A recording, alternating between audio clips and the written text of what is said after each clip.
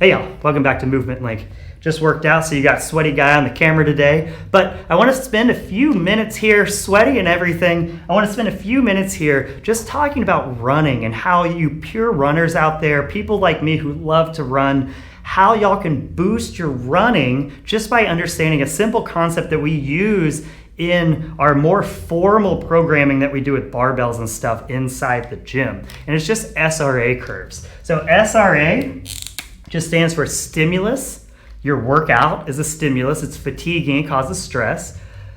Recovery, your body needs to then rebuild and recover and then adapt. And that's when you hopefully get better than you previously were from your workout. So what we've got here is just kind of a fitness line, okay? Up and down, the higher you go on this line, the more fit you are, less fit you are. So if you came in, you warmed up and worked out, right now this would be your fitness. But what do? We come in, we warm up. Usually we're not testing, we're working out. A workout is fatiguing. So what's gonna happen is we cause stress in your body, okay? We fatigue your muscles, your joints, your tendons, your connective tissues. We fatigue your central nervous system.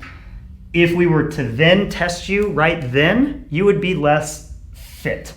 Okay, because we've just caused basically muscle damage and tissue damage in the system. But then what happens? Then you rest, you eat, you go to sleep, and you start to recover.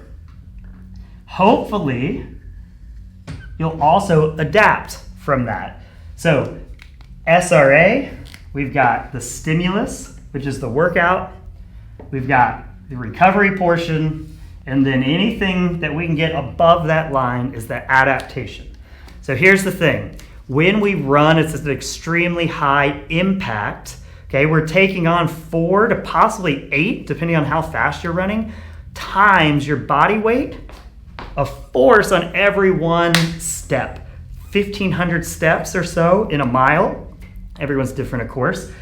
But this is a tremendous amount of impact. If your running technique is good, the brunt of this impact is taken and absorbed by the arch of your foot, your Achilles, obviously this is a hand, but imagine the foot, and your calf, and your tiny little hip flexors take a lot. So even though we want hamstring to be a major mover, hip flexors, because we spend so much time in that extension, hip flexors play a big role. These are all really small muscles, which is the good news because small muscles tend to have shorter SRA curves, meaning you can actually recover from it a lot faster. But the problem is every exercise has an SRA curve. To put it into perspective in the gym, if you do a max deadlift, it is an extremely fatiguing exercise with some really, really big muscles. It can take a week or two for the SRA curve to fully play out.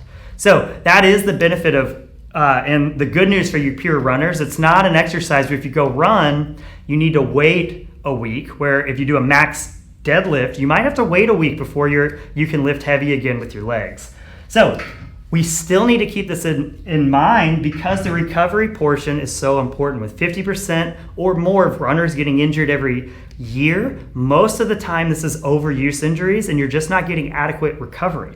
So what we need to do is most runners, it takes 48 plus hours to recover from a fatiguing workout.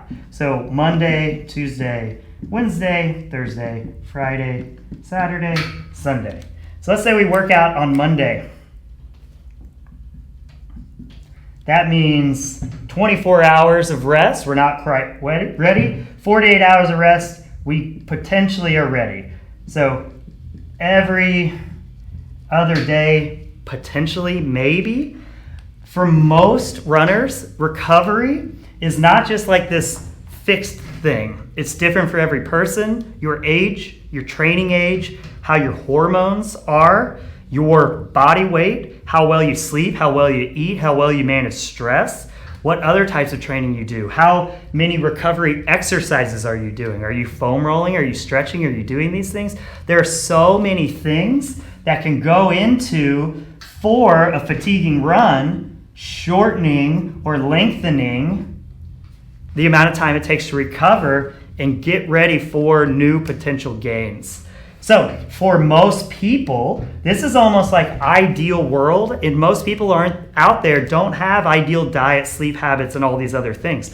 So for most people, that's kind of a thing they stick with, but for most people, they need more time here.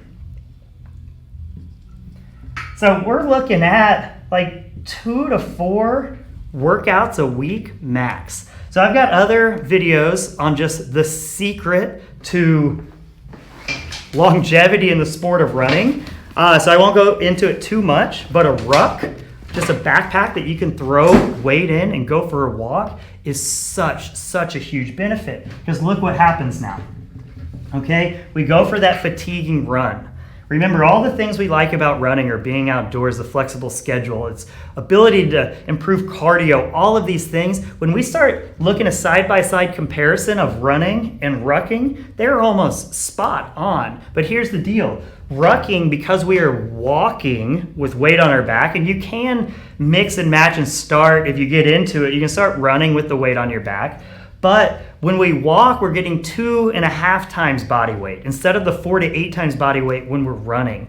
This is a big difference. Not only that, so when we walk, we don't take advantage of the springiness of our arch and our Achilles and our calves. Yeah, we might use those muscles, but not nearly as much. Our leg isn't going into as much kind of aggressive extension, so we don't need those hip flexors as much. So all of these muscles that we're worried about recovering, we can allow them to recover while still working out and enjoying what we love. So instead of getting stuck in this run, rest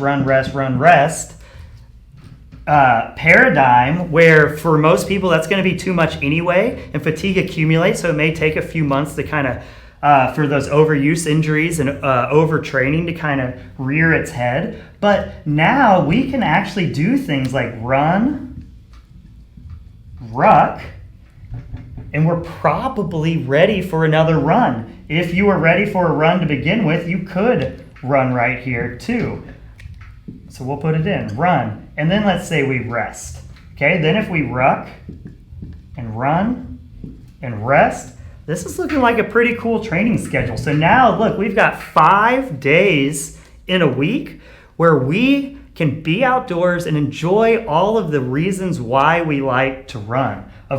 The other benefit is not only are we out there rucking, if you just put any weight in a backpack and start walking around with it, what you'll see is that your heart rate gets elevated, but not nearly as much as running. So it effectively works like a recovery run. So we've got blood flow, so many good recovery things. So not only will go run, nothing, run, you won't be as recovered for the run, but if you go run, ruck, run, you're potentially shortening that recovery curve, and you're going to be more prepared for the run. I know how crazy that sounds. The other benefit is 1 hour to 2 hours of walking around, 30 minutes, whatever you're going to do, of walking around with a slightly elevated heart rate. Not only is that boosting recovery, but that's boosting your overall endurance capacity along with it. So the incredible thing is once we start adding in rucks, not only are we developing leg strength, we're developing that posture, but we're improving recovery, we're boosting performance. This literally just has check. All while it kind of seems like we're going to be using the same muscles, so this wouldn't be that good of a thing, but we're not using them in a very fatiguing way. And the main things, the arch of the foot, the Achilles, the hip flexor, the calves, the main things that need extra help recovering are going to be able to almost rest on these ruck days while they're getting a bunch of blood flow. It is so good for you. So here's my challenge to you. Just grab any backpack you have, throw weight in it, go for a walk, and just see how you feel. It is absolutely incredible. The boost, especially if you do it consistently, the boost you can get to your running performance, but also the boost you can get to your recovery, and you don't have to compromise on all the reasons why you love to run.